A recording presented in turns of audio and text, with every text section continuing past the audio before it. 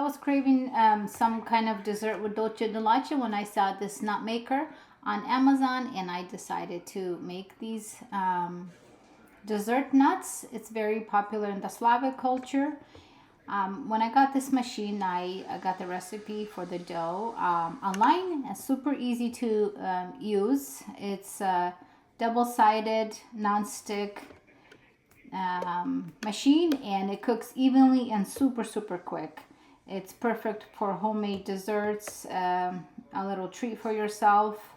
Very easy to clean, and it makes delicious nuts.